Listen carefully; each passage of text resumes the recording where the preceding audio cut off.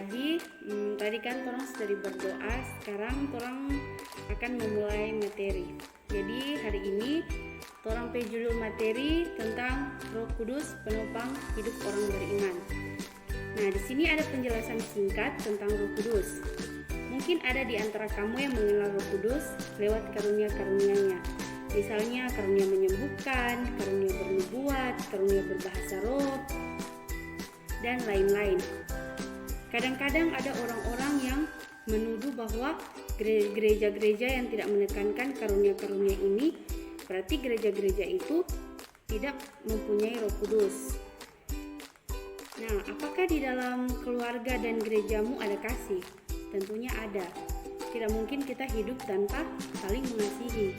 Kita hidup saling mengasihi, saling membantu, saling menyayangi. Nah, apa ada kesediaan untuk berkorban demi orang lain? Tentunya ada. Di sini seperti contohnya kita membantu orang. Misalnya ada satu orang teman yang dia hari ini tugas kebersihan. Cuma dia sendiri karena ada teman yang satu sakit.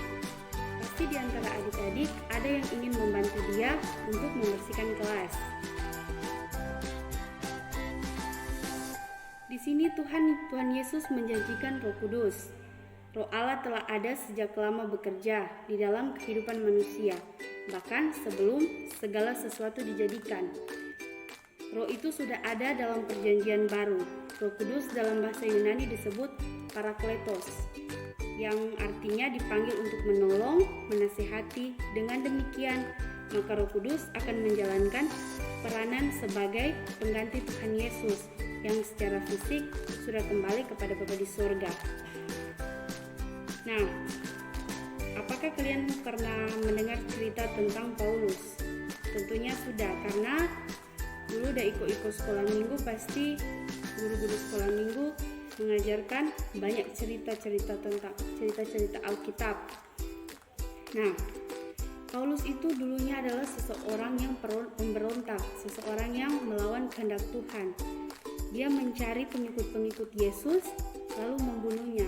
Tetapi Tuhan Yesus datang kepada Paulus dan Paulus mendapatkan pertobatan sehingga dia menjadi pengikut Yesus Kristus.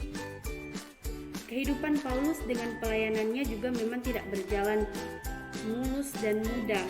Ada banyak tantangan dan rintangan yang harus dihadapi.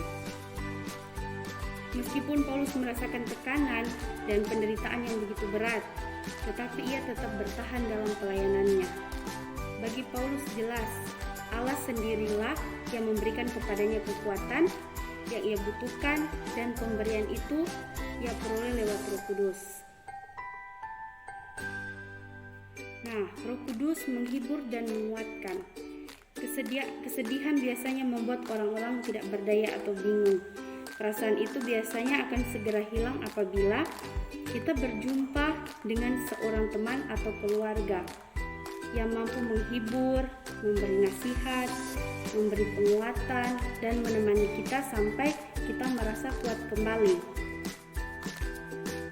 Kata penghibur yang digunakan untuk merujuk kepada Roh Kudus jadi dapat diartikan menghibur itu artinya datang dan hadir bersama dengan orang yang berduka atau mengalami kemalangan untuk menguatkan. Inilah peranan Roh Kudus di dalam hidup orang Kristen.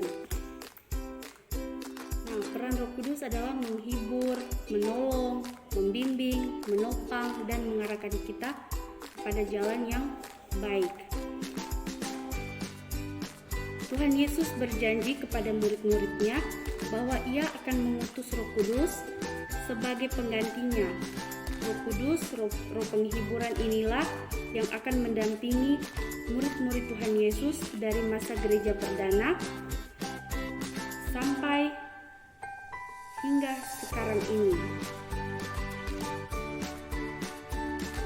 Di masa kini kita juga dapat menyaksikan pendampingan Roh Kudus lewat perubahan hidup di kalangan umat dan pertumbuhan gereja di berbagai tempat dan di seluruh dunia. Sekian pemaparan materi dari saya. Diucapkan banyak terima kasih. Tuhan Yesus memberkati kita semua. Shalom.